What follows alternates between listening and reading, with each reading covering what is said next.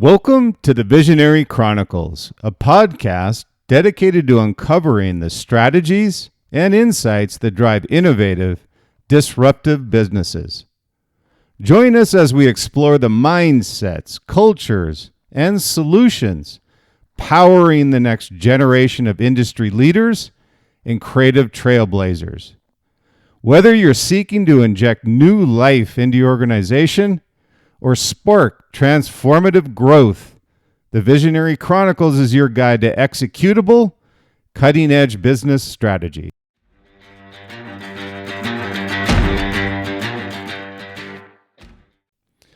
Hello and welcome to the Visionary Chronicles. Appreciate you being with us again today.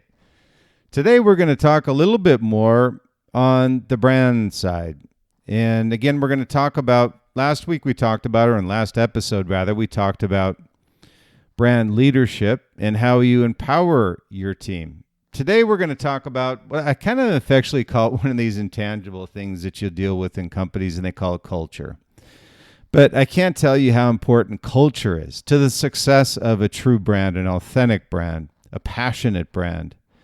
Culture is what drives the best employees to want to work for your company. It's the passion designers have for creating best-in-class product that nobody else can achieve.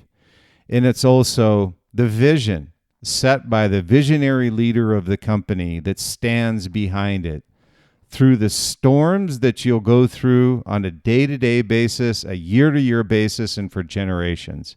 Yet, through it all, he achieves success as you go through that journey with your team. And today we're going to talk about the culture. So we're going to talk about brand culture, how to build a strong brand culture. And it's a tough question. For me to try and answer that in 20, 30 minutes, it's virtually impossible. But we do, with our brand leaders, with Liquid Mind, we talk about this quite frequently, is how do I create a culture of passionate team members? And I said, well, why does it stop with team members? I said, you in this environment and world have a significant opportunity to build a community outside of your four walls. The team members are important, yes. But when you start talking about culture, it has to, what I call, infect and inject your community as well as your team members. So never lose sight of that. When you talk about culture, it's bigger than your four walls. You need to really have something that resonates and builds loyalty with your community out in the marketplace.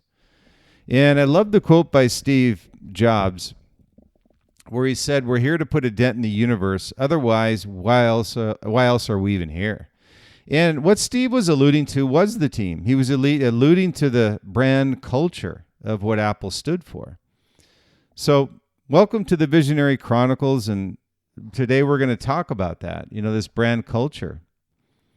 And building this strong and what we call sustainable. And that's an important aspect when you talk about whether it's a vision, whether it's the principles behind the company and the brand. It's sustainable. It's a brand culture that's sustainable. And you need that because you don't want to have that changing from leader to leader. So that's why you need these foundational visionary elements that are there from the very beginning. And one of the great brands that we're all aware of is Nike. And Phil Knight set these principled foundations of what Nike stood for that still stands today. And when you're building a culture, it's not just vision. It's the principles around that vision that build the culture with the brand. It's the authentic nature of how you execute that vision in the marketplace, how you execute that vision with your team members, how you execute that vision internally across all functional areas with your company and brand. So it's really a centerpiece of visionary leaders, what we call this sustainable brand culture, and all visionary leaders. And I just finished the manuscript on my new book, my second book. The visionary brand I released about 2 years ago now. It's the success principles behind the world's most visionary brands, and it was a bestseller. Thank you for those that purchased, as well as a Reader's Favorite Award winner for Best Business Marketing Genre Book. But as I always say, it's more important for me that you apply the principles that I put in the book as much as it is you purchasing the book. So I appreciate you purchasing the book, but I even appreciate more when you reach out to me saying how you've applied that which you've learned from the book to your visionary leadership or your visionary brand, and how that's helped you, and also how you can continue to apply it. So that's why I wrote The Visionary Leader, and it's the principles behind the world's greatest visionary leaders. So I've gone from the brand itself, the company as a whole, to the leaders themselves. So to build a strong and sustainable brand, it's really, again, a centerpiece of these visionary leaders, and you'll see it across every visionary leader, regardless of the generation. Alexander the Great built a great culture around his, what I call, team. Everybody is a team, but his military might. He built a passion. He had a vision of what he wanted to achieve. Socrates on the thought side is one that was a great visionary leader. So don't just think of the Elon Musk of the world or the Steve Jobs of the world. Also Thomas Edison, Albert Einstein, whatever it is. They're all visionary leaders, and I put that in the book, and it's a very interesting read. And I've tried to go back for generations, hundreds of years, and see all the great visionary leaders through the generations. And so building this brand culture is a centerpiece for all of them. They recognize that the brand culture itself is the foundation for not just short-term, but long-term success. And probably the most important reason for doing it is it drives team engagement, customer loyalty, and business growth. And those great kind of pyramid of three pinnacles of what a brand is all about. And so we looked at these, and I looked at through the Visionary Brand book and the Visionary Leader that I just finished, these strategic areas. So I can help you apply these in your day-to-day, apply this in your leadership, and ensure that you understand how important culture is to a business's success. So these are areas that visionary leaders, I don't care again if it's Socrates, Alexander the Great, Elon Musk, Steve Jobs, Thomas Edison, Henry Ford, these all focus their efforts while building this sustainable brand culture. So these are principles and ideas that they've applied on a day-to-day basis. And the first is define an inspiring brand purpose. You thought I was going to say a different word there, right? Inspiring message or something to that effect on positioning the brand, but it's really a purpose. And the why to this is a compelling purpose unites an organization and provides a reason for being beyond profits. I love that. And a compelling purpose unites the organization, the brand, the company, and provides a reason for being beyond profits. And how do we do that? So the first is you identify the deeper why behind the brand. What impact it makes to the world? Why are you here? I know it's a deep question, but there will be employees, team members, and it should be a part of your mission statement and your vision as to why you're here. Why do you exist? How are you different? And you need to craft a mission statement that inspires employees and resonates with customers. So you want to make sure that these pieces are in place as you have this inspiring brand purpose. And it's a great twist on the brand positioning, calling it to brand purpose. Not a lot of people think that way. So ensures that every action, initiative, and product aligns with a specific purpose for the brand. And those that are going to be utilizing your product or your service. And I always love to use examples, and Patagonia is a great example. I read the book on Patagonia's leader, and their mission statement, Patagonia's founder, we're in business to save our home planet. That guides every decision that they make. Think about that mission statement that is never ending. It's infinity. We're in business to save our home planet. That is a brand with a purpose. Number 2 is establish core values that drive brand behavior. So when you look at these core values, people get different ideas of what core values stand for. So they serve as a moral compass, principled moral compass for the brand. They influence your decisions, they influence your actions. How do you go about ensuring that you have values that drive behavior at your brand and your company? First is you define values that reflect the brand's identity and aspirations through your mission statement and your vision. So you're connecting these dots between your purpose and your core values. Number 2 is you embed those values into daily operations, from hiring to decision making. Number 3, you hold leaders and employees accountable for living these values. And that's really important, because when creating a culture, it goes beyond the 4 walls of your building. It goes beyond an authentic, purposeful care for those that work for that brand and everything that you do, and celebrating success along the way. And another example here with establishing core values to drive behavior is Nike. Nike's value of innovation is deeply embedded into their culture. It drives product design and their marketing on a day-to-day basis. So they need to have something that's driving the passion, executing the vision, and also something that drives a purpose behind what they do. And that's why core values are this kind of thread between the principles and behaviors of a company. Number 3 is lead by example. That's an easier said than done thing. When we whiteboard with Liquid Mind and the brands that we work with, and by the way, with Liquid Mind, we work with entrepreneurial brands, we work with mid-cap brands, large-cap brands, global brands. It doesn't matter. Everybody has the same issues. It's just a matter of the scale of those issues. And we find this very useful to lead by example when we put this up on the board, and we ask the question, do you feel like you lead with example? And then we ask the employees that work for them, do you feel like your leader of your division, of your company, whatever it is, that they lead by example? And how you can hold yourself personally accountable to this is that if you set the vision and you have principled centered leadership, are you following that? And visionary leaders set the tone for the brand culture by embodying its purpose and its values. And very few leaders, and that's why there's so few. And I can tell you from experience and from writing the book, The Visionary Leader, that there are very few visionary leaders out there.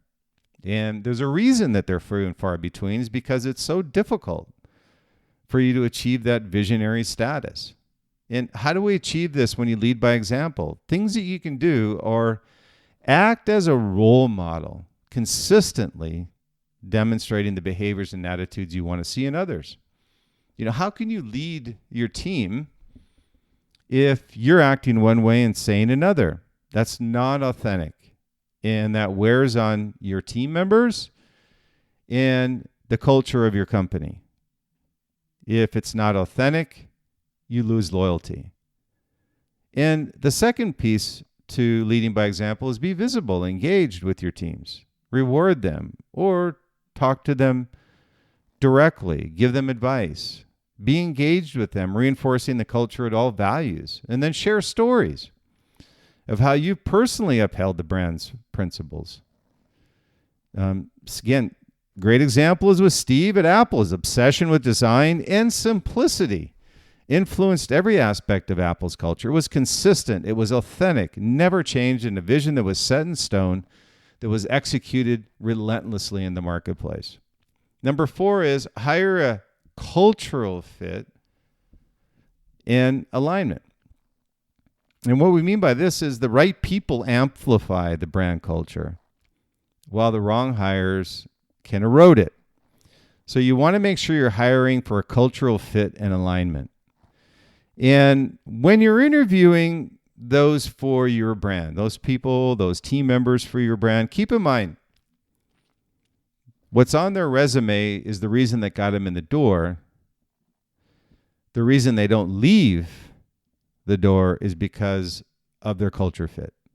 So don't forget that, is that you're finding a culture fit if you know what the vision of the brand is, the principles, the purpose, and it aligns with your team member, they will have passion around what you're looking to achieve. They came in for a reason, but now you want to understand if they're part of the brand culture or they're not. So prioritize cultural fit alongside skills during the hiring process. Believe me, it's a huge mistake not to have cultural alignment with those who are part of your brand. Use interviews, onboarding to ensure new hires align with the brand's purpose and values. That's super important. You can get skills anywhere, but you can't get purpose and values everywhere. Invest in training programs that reinforce cultural alignment. That's a big one. I put that in there because training programs are a lost art. Not a lot of brands invest in training. They say they do, but they don't. Almost I would say 90 to 95% of all brands don't invest in learning, continuous learning, setting aside time during the week for their employees to become more knowledgeable. I don't understand it. The excuses I get is, well, we don't want them to be too smart, then they'll leave, or once they get knowledge in a particular area, we feel like they'll not be satisfied and want to move into another area. Well, great. Keep moving them up into your organization and give them more responsibility if they're willing to take it. But not educating them is unacceptable too. Zappos hires employees who align with their culture of exceptional customer service and positivity. That's a cultural fit. So culture and alignment is extremely important. Number 5 is empowering your teams with autonomy and ownership. I talk about this all the time as autonomy. Is that in Stephen Covey's book, First Things First, and also the 7 Habits of Highly Effective Leaders, is that he talks about this quadrant in this interdependence versus independence and this progression of how leaders come along with those that want to do everything are independent, those that want to achieve through others and be a leader are interdependent. And it's a strategy that all team leaders need to understand. So employees who are more engaged and innovative when they feel trusted and empowered to do so. So give them that freedom, give them the autonomy, give them interdependence with you and with the rest of the team. Give teams the freedom to make decisions and take ownership of their work.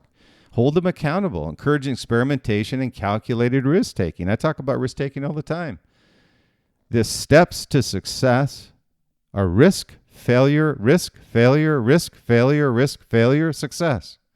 It's never a path of risk, failure, success, and it's certainly not a path of success without risk or failure. So encourage experimentations, but calculated risk-taking. Calculated risk-taking merely means not that you absolve yourself of risk, but rather you understand the risk and learn ways to limit it, but you don't eliminate it.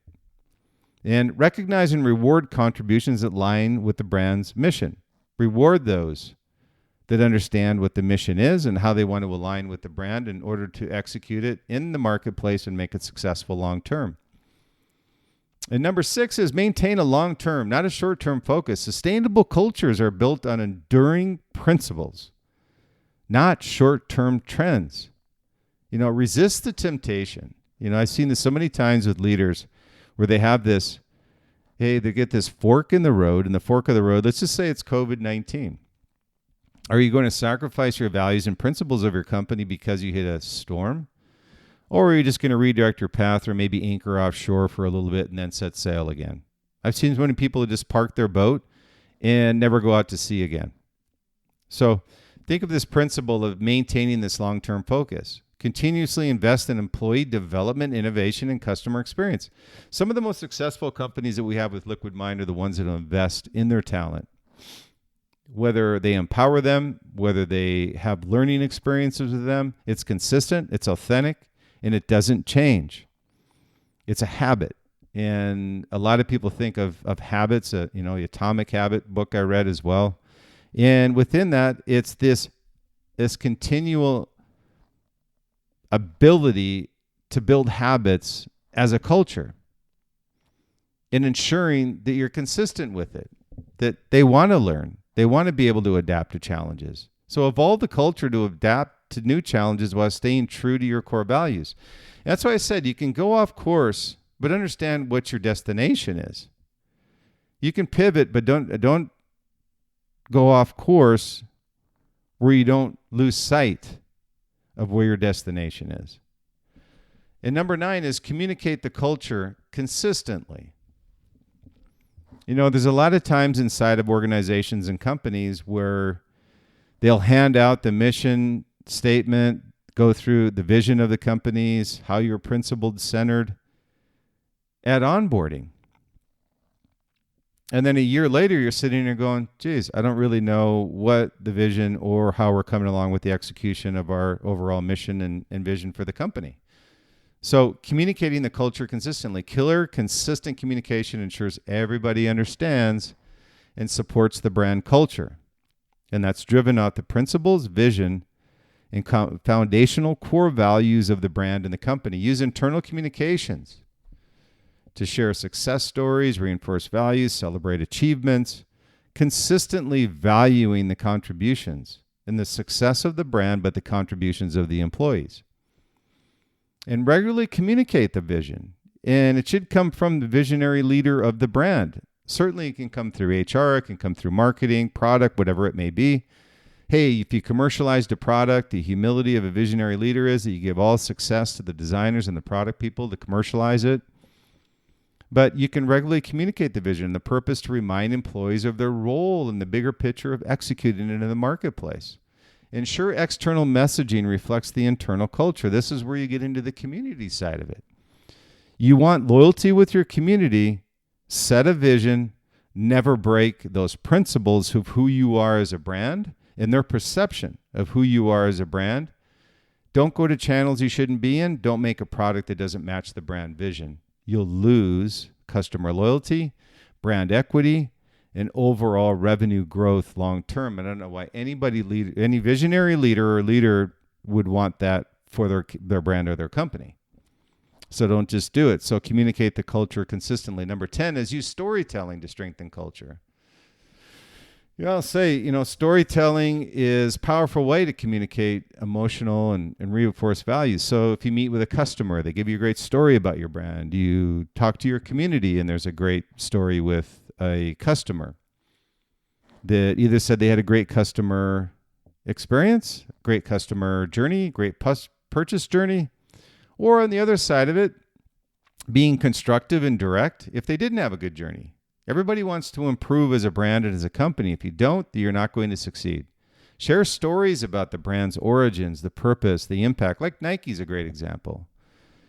Phil Knight shared that all the time, and you would see it written and ingrained and carved into the walls of Nike every day. We had that at Oakley. When I was at Oakley, Jim had that all over the place.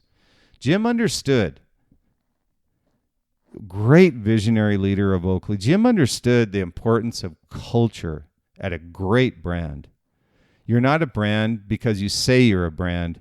You are a brand because you have earned the right to call yourself a brand through the principles, the values, the vision, and the consistent, authentic leadership behind those principles.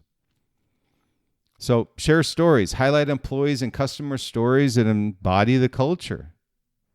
Use storytelling to inspire and motivate teams. Disney's a great example. It's been around forever. Walt Disney, that company thrives on its legacy of storytelling, creativity, and making magic for those who are a part of their community. They've got that legacy culture.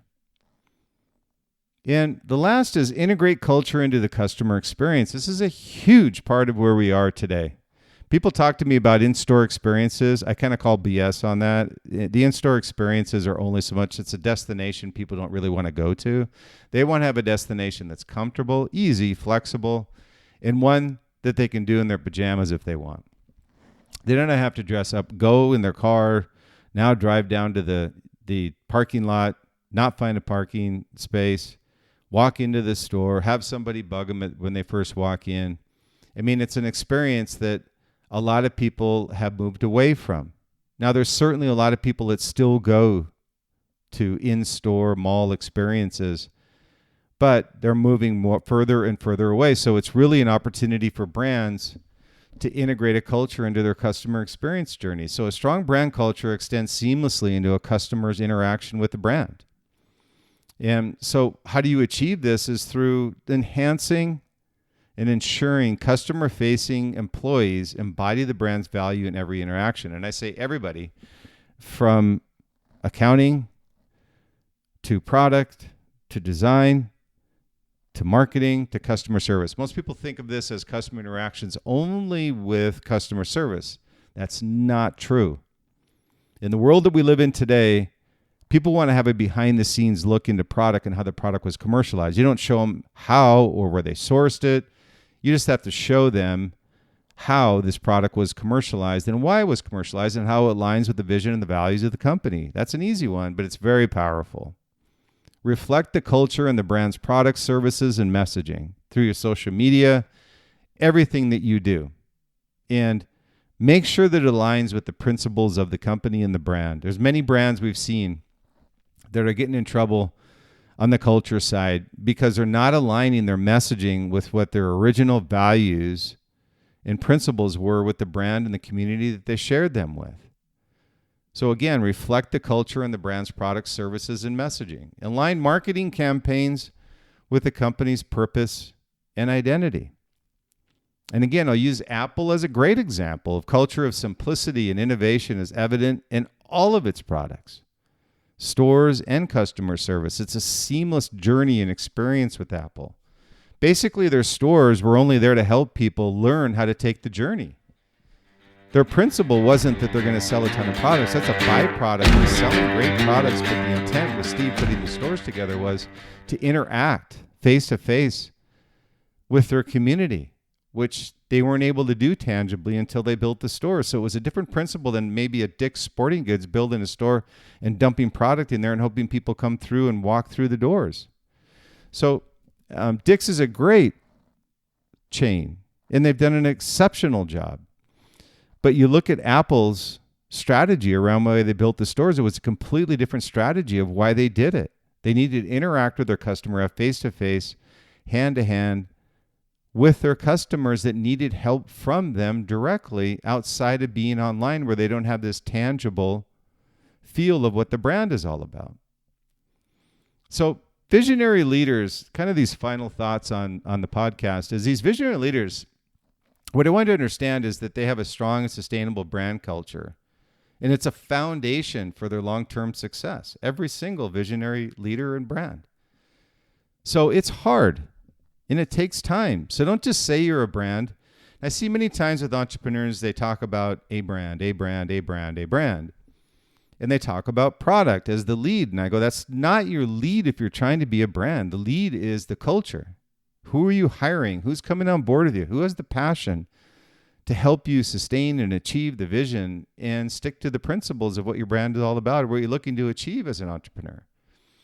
So they understand it requires consistency, alignment with your purpose, and a commitment to living the brand's values every day. And that's a challenge for a lot of people. So by empowering these employees, you foster inclusivity. And you deliver a great customer-first experience, a journey. And leaders can build that culture that endures and sets your brand apart in a competitive marketplace. So again, the 11 principles we talk about on brand culture, how to build a strong brand culture. The first is define an inspiring brand purpose. The second is establish core values that drive your behavior. And number 3 is lead by example. Number 4 is hire a cultural fit and alignment. And number 5 is empower teams with autonomy and ownership. Number 6 is maintain a long-term, not a short-term focus. Number 9, communicate that culture consistently. And number 10, use storytelling to strengthen your culture. And 11 is integrate culture into the customer experience. Again, ensuring that you can build a brand culture, whether it's an entrepreneurial company or large cap companies or global brands. We've been with all of them, and all of them have this issue. At some point in time, they have to face not building a culture, but how to sustain a culture. So as an entrepreneur, you're building, and as a established global brand, you're sustaining. So either way, you have these issues, and you need to utilize these 11 principles that we've provided to you today in order to build and sustain that brand culture. So I say stay true, stay authentic, be different, and be great, but enjoy the journey along the way. Thank you for being with me on the Visionary Chronicles today. I appreciate your time as always, and I look forward to the next Visionary Chronicles.